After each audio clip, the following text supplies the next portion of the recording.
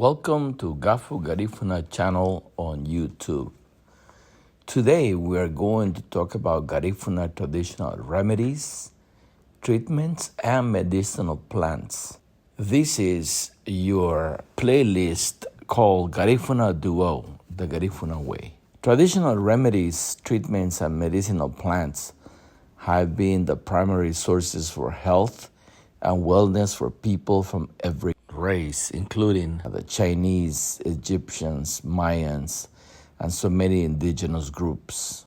Garifuna people have also have their own traditional treatments and medicinal plants which they have passed on for generations. Some of the Garifuna traditional remedies were brought with them from the motherland, Yurumain, St. Vincent and the Grenadines, where new traditional remedies and medical plants were introduced when they were in exile by the British and arrived in Roatan off the coast of Honduras on April 12, 1797. Since the Garifuna people's arrival in Honduras and later in Guatemala, Belize, and Nicaragua, they have learned to incorporate the native plants in those countries to use for traditional remedies or treatments. Today, we are going to discuss just a few of the Garifuna traditional remedies, treatments, and medicinal plants. Disclaimer: always consult a healthcare professional before trying any home remedies which are not native to you or which were not passed on to you by your ancestors. So we have Mamaga, Garifuna. Can you give a little background on how you learn about Garifuna traditional remedies, treatments, and medicinal plants? Like so many Garinagu, I first learned about our traditional remedies, treatment, and medicinal plants from my maternal grandmother, Melania Thomas, who I called Ma. I lived with my grandmother for several years in her village. Growing up in a village back then, we didn't have easy access to any doctors or nurses, so we relied on traditional remedies and treatments. I recall thinking that my grandmother had a cure for everything. She would go to what I referred to as the bush garden, collect the plant, and make a remedy for whatever sickness anyone had.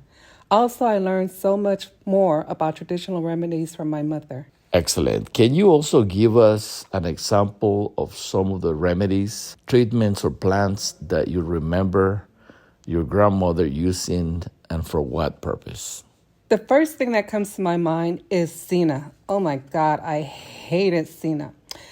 Sina is what we use for a purge. We used to have to purge at least 4 times a year or every time the season changed. My grandmother would collect the Sina leaves, boil the leaves to make tea, squeeze lemon in it, and give it to us as a drink, sometimes with a spoon of honey to chase down the horrible taste. Whenever it was time to drink Sina, my grandmother and my sisters had to chase me and hold me down to drink that stuff. I could not stand it. If we had any worms or parasites, the Sina got rid of it all. It got rid of everything. My mother continued the tradition of giving us Sina every season when we migrated to the United States. The only difference was that she added Epsom salt to the ingredients to supposedly help with the stomach ache or the stomach cramping, but yeah, it didn't help. But it did help with the purge. All right. So now in the United States, Sina has become very popular and used as common laxative. Can you give more examples of plants your grandmother used to use? My grandmother always kept a bottle of rubbing alcohol infused with cannabis leaves. She didn't smoke it. I'm going to repeat that. I'm going to say it slow. She always kept a bottle of rubbing alcohol infused with cannabis leaves, which she massaged on whatever body part hurt her. Because my grandmother, sometimes her knees, her elbows hurt from, being in the farm and doing all of the things that she did, fishing and everything like that. So whenever she was in pain, she would, take a little bit of that alcohol infused with cannabis and just rub her body part with it to alleviate the pain. Also, every morning, My grandmother gave us a drink of Gifiti bitters, which was made with various root and water, which she said was for our blood and to make us strong and keep us healthy. My grandmother always kept ruta plant for protection and for various use, along with surrogacy for infection, to get rid of worms, and also, according to aunties, surrogacy was used to help bring down a late menstrual period, whatever that meant. I'll just leave it at that. And another one of my grandmother's go-to plant remedy was aloe vera. She would cut a fresh piece of aloe vera, get the jelly, and use it for minor cuts, burns, and make juice out of it, or just eat it like that. Now, when I had my children, my mother taught me how to prepare and apply fresh cut aloe vera to reduce pain, bruising, and dryness on my nipples from breastfeeding. My mother also showed me how to apply the aloe vera to my belly to prevent stretch mark while I was pregnant. Later, she taught me how to apply the jelly on my C-section incision to reduce pain, help with the healing, and to prevent scarring.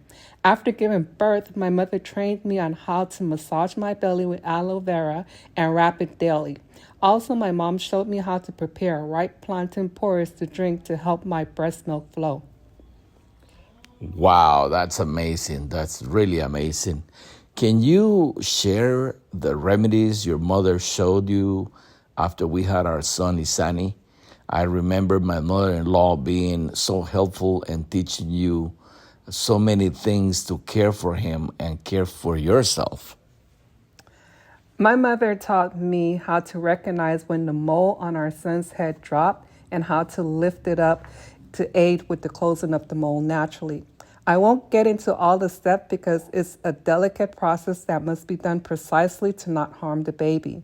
However, I will share how I extracted the mucus from the baby when his nose was stuffed up. I mean, this is like old school way. I would suck out the mucus with my mouth, like an old school mother did back then, spit it out, check the color to see if he had any infection or not. If the mucus was clear and runny, he was okay. However, if the mucus was dark yellow, green, or thick, then it was likely that he had an infection. When the baby had a cold or severe cough, the treatment was melting a soft white candle on a piece of brown paper bag with nutmeg and placing it on his chest and or back. If he had any respiratory issues, then we would steam him in the bathroom and sit with him in the steam for about 10 to 15 minutes, which also worked like a natural humidifier. When the baby was teething, I massaged his gum with warm garlic clove to relieve the pain and prevent any infection. The baby's tongue was cleaned with a tiny drop of coconut oil on a clean cloth. Whenever he developed an ear infection, my mom would warm several garlic cloves, squeezing the liquid drops into his ears. Whenever the baby was constipated, my mom made brown flour porridge or flour lob and gave him about 2 teaspoons to help with the constipation.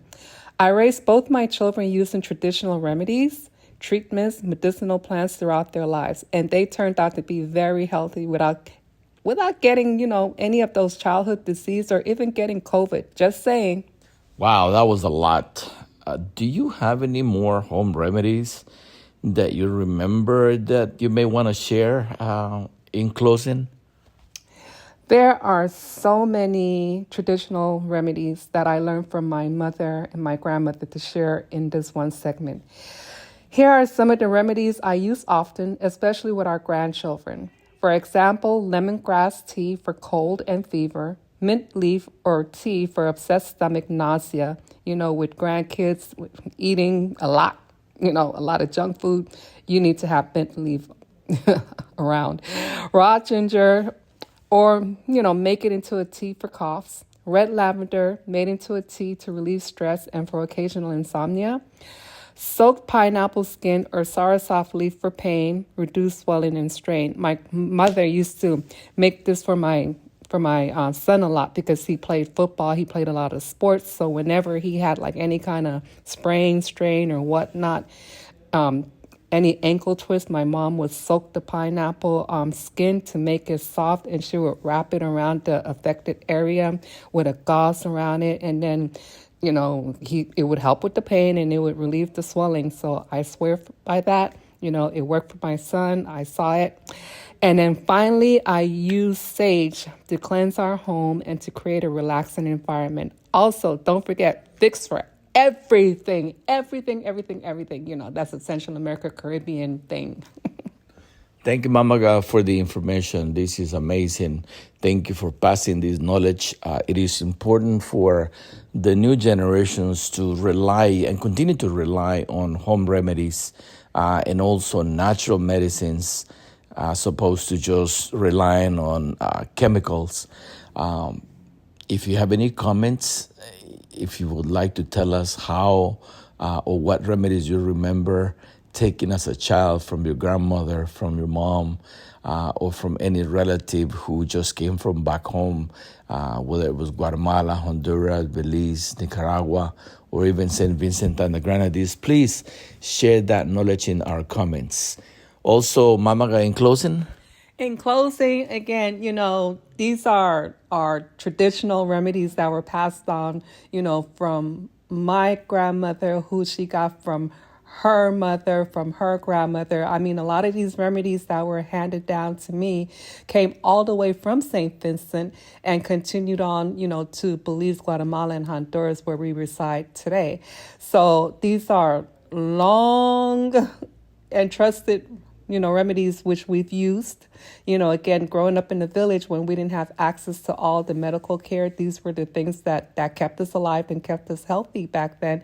And to this day, I mean, yes, there's modern medicine, but, try some of those, traditional stuff. Ask your grandmother if they're still alive. Ask your mother, your parents, your aunties what they used to use, and, maybe give it a try, Of course, make sure you learn the proper way to use anything. Check and see if you're allergic to anything, and just, this is what we were raised upon. This is part of Garifuna Duo. This is part of us. Okay? Take care. Yes, and in closing, too, I would like to add the fact that many of the modern medications that we use today have or are based on traditional medicine or plants out there. So just keep that in mind. Thank you so much. Thank you, Mamaga. Ayo. Ayo. Subscribe, like, and share. Suscríbete, dale like y comparte. Donate to this project by scanning this code from Cash App. Also, if you don't have Cash App, we take PayPal. We also have a learning tool called the Garifuna Language Workbook, which is available on Amazon. Look it up under Garifuna Language Workbook.